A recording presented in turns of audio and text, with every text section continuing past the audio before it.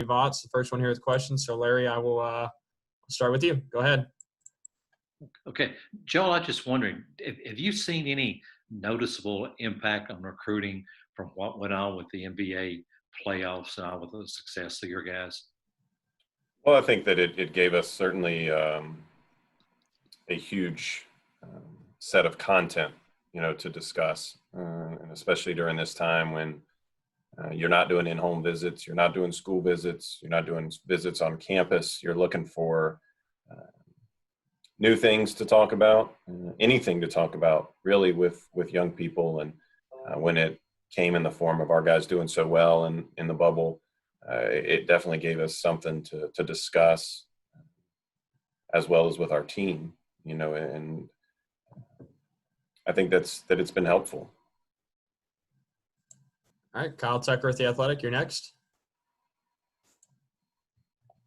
Yeah, Joel, I wondered, I've talked to several coaches around your league about the challenges that have popped up over the course of the last few months, just trying to have complete practices, not necessarily even because their guys were testing positive, but because of all the contact tracing. If, somebody was in contact with somebody who did, then all of a sudden you got one guy or two guys or several guys out. How much continuity have you guys had so far this preseason, and to be able to actually go and have real practices with full participation?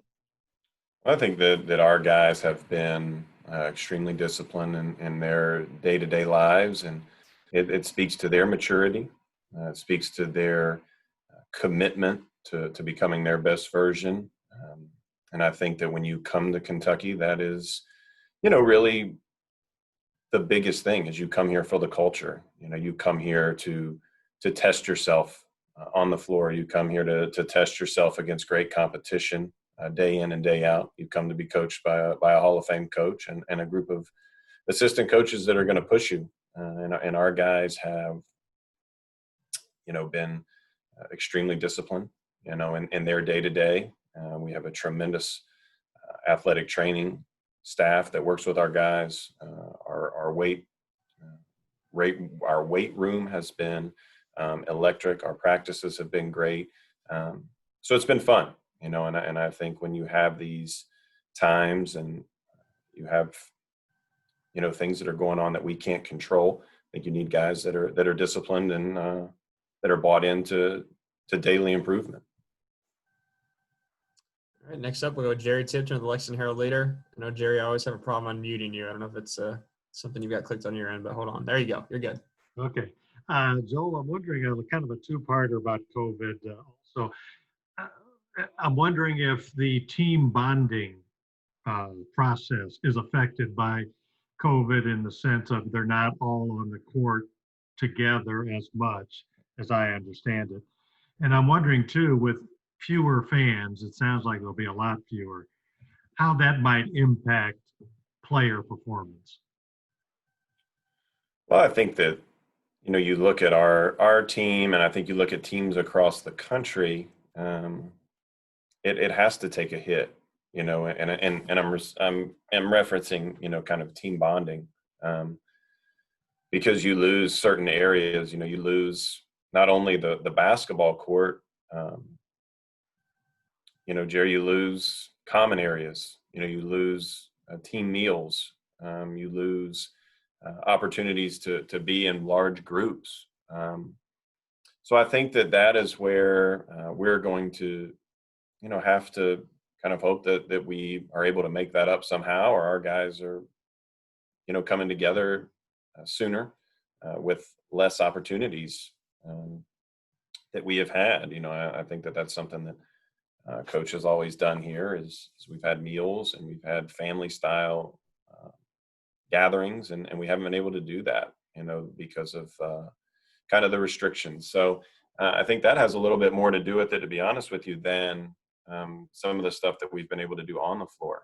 In reference to the fans, I don't know. I mean, I think that you see in the bubble, I think that was a high level of basketball that we just watched.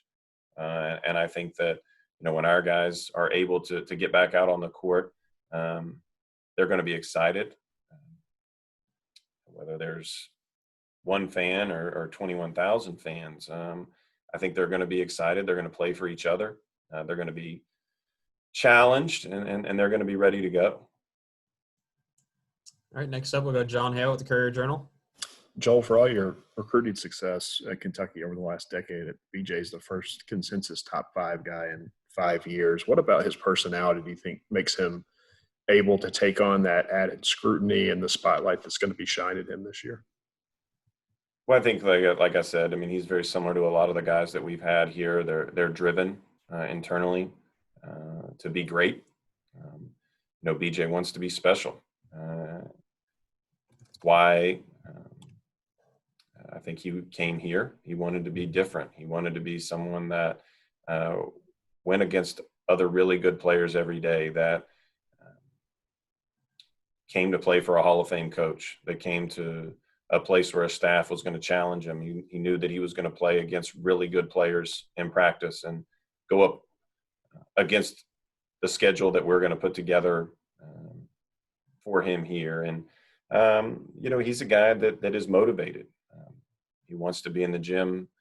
He wants to be coached. He has some of the traits of some of the great guys here. The greats that have been here and definitely during my time have had a curious mind. They ask questions. They want to watch film. They're very coachable. But at the same time, I love BJ because he's confident. He's a little bit stubborn. And those are also the guys that are special. And I think he's built for that. And I think that, the guys that come here, they want to have that challenge and really they want to be built different. And I think that's what we're going after right now. All right, William Kamorgan, you've got the next question. Go ahead. With regards, to this pandemic and to the various social movements right now in the United States, what has been the coaching staff's message to the team with regards to their play on the court and also life off the court? I think that when you come to Kentucky, you have, like I've mentioned, a Hall of Fame coach that is going to support you. It's going to have your back. This is a player's first program. Everything that we do here is with their dreams, their goals in mind. Every day when you come in this office as an assistant coach, you serve the players. Our head coach sets that tone every single year. And we support our players. That's the bottom line. We love our players. We challenge them. But at the end of the day, we support them. We're here for them. We're here to listen. We're here to have conversation. And that is, what our job is. That's what our role is for these guys is to be here for them and to support them. And we'll always support our players on the floor and off the floor. All right, next up we got Patrick Dallahan. Go ahead, Patrick. Obviously, Terrence Clark, Brewster Academy alum, really came up from New England. How do you think him playing in New England affected his recruiting process? Terrence is an extreme talent who works hard, who's competitive, and I would, I would probably just be spouting off if I, kind of answer your question without really knowing much. And honestly, I don't really know much about that area. I know that there's been tremendous players, kind of guys on our staff have recruited more up there in the past than I have. But watching Terrence play over the last couple years, you see an uber competitive young man that wants to win and is excited about the challenge. So I think when you go to a program like Brewster that is extremely well coached, by Jason Smith and has really good players, that Terrence is comfortable playing with other talent and wants to be in a setting where it's going to be challenging. And that's a credit, really to Jason and his staff up there and the tradition and the culture that they have. And that says a lot about Terrence. Guys, about halfway through here. I'm going to start to get some second questions coming in, so I'm going to circle back to Larry, and then I'll go to you, Kyle. Go ahead, Larry.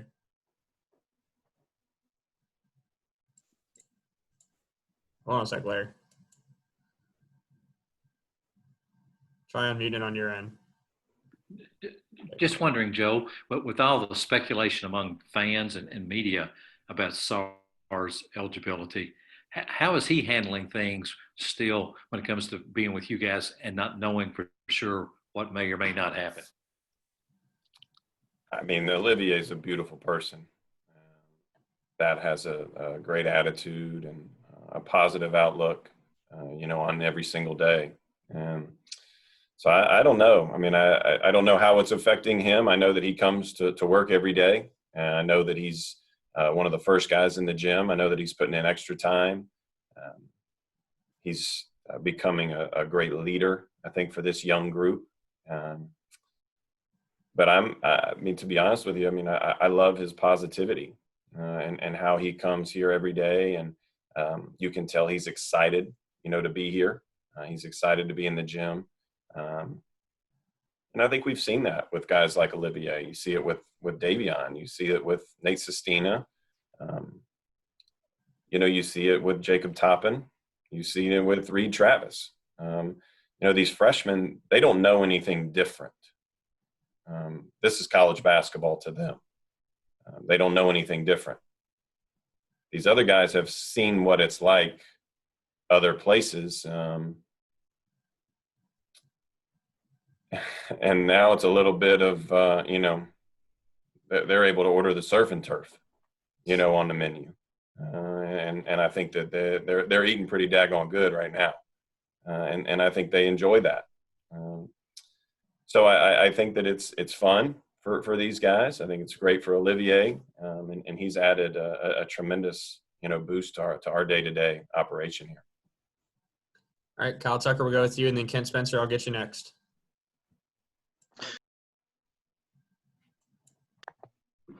Yesterday, or 2 days ago, I guess, Davion mentioned the thing that has stood out to him so far is the first day of practice. He said nobody could get a layup. Everybody's blocking everything.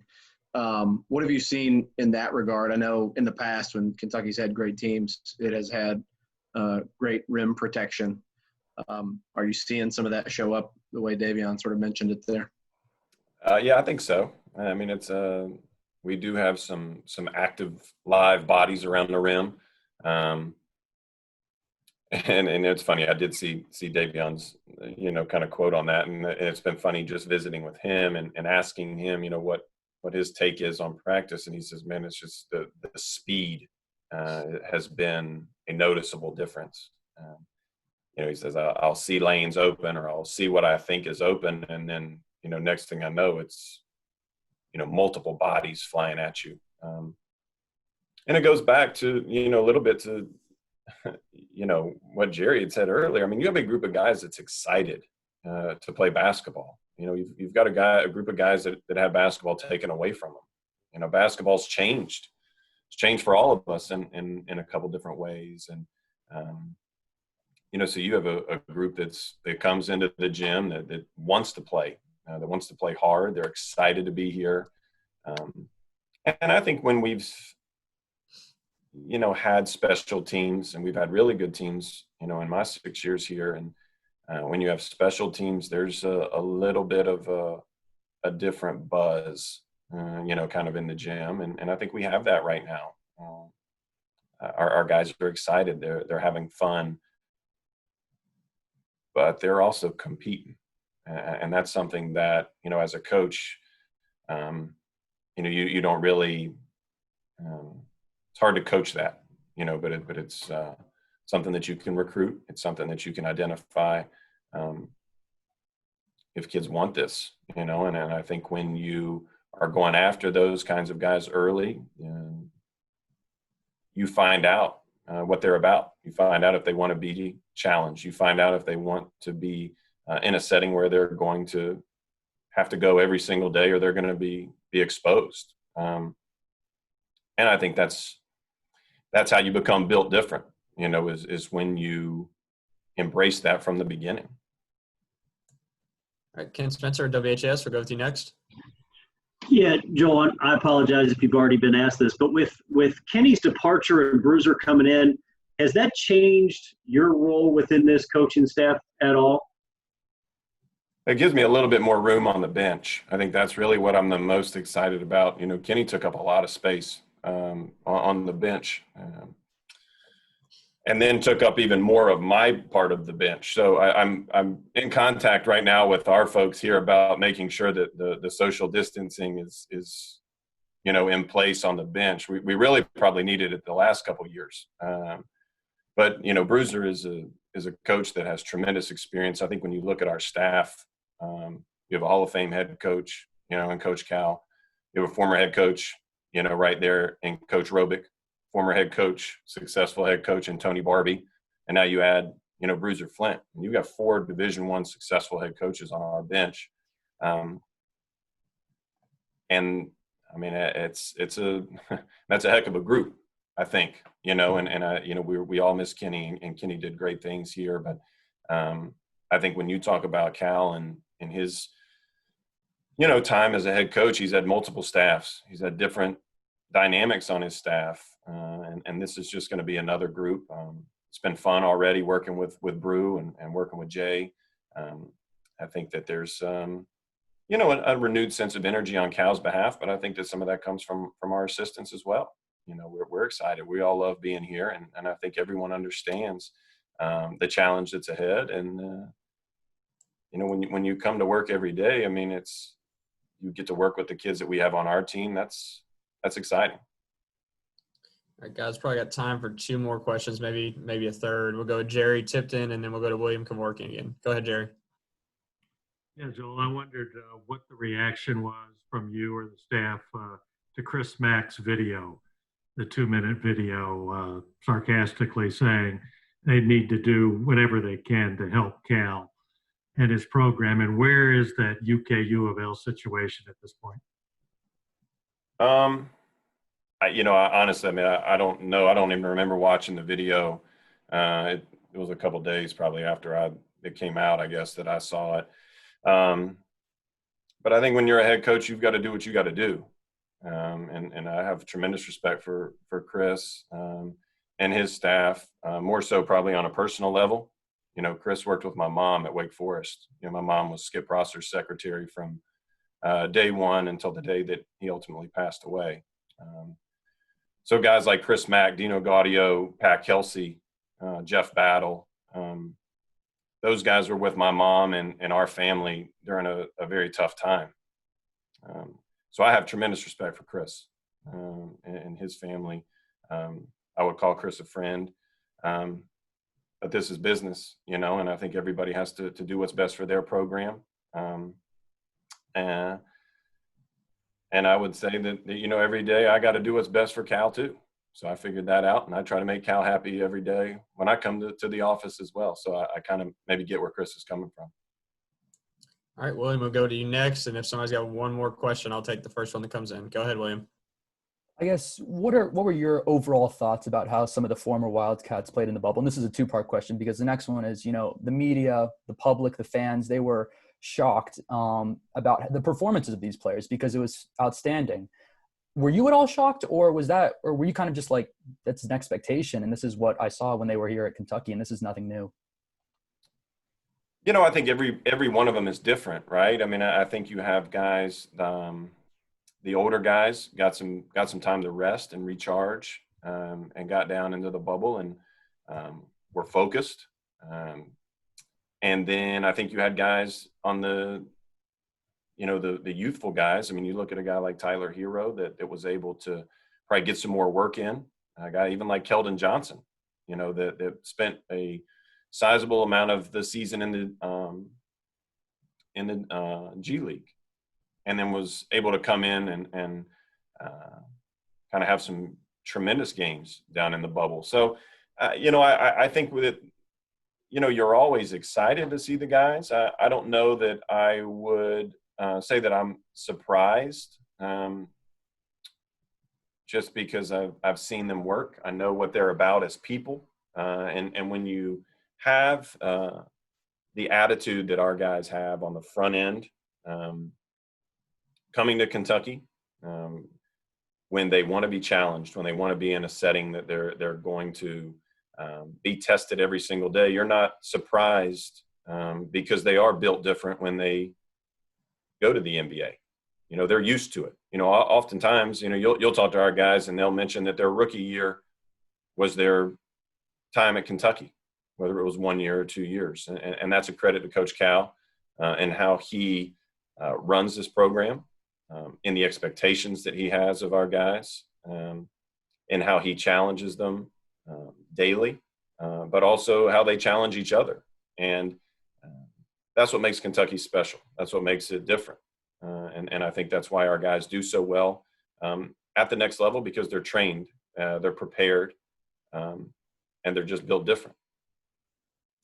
All right, guys, we'll end it off with John Wong. Go ahead, John.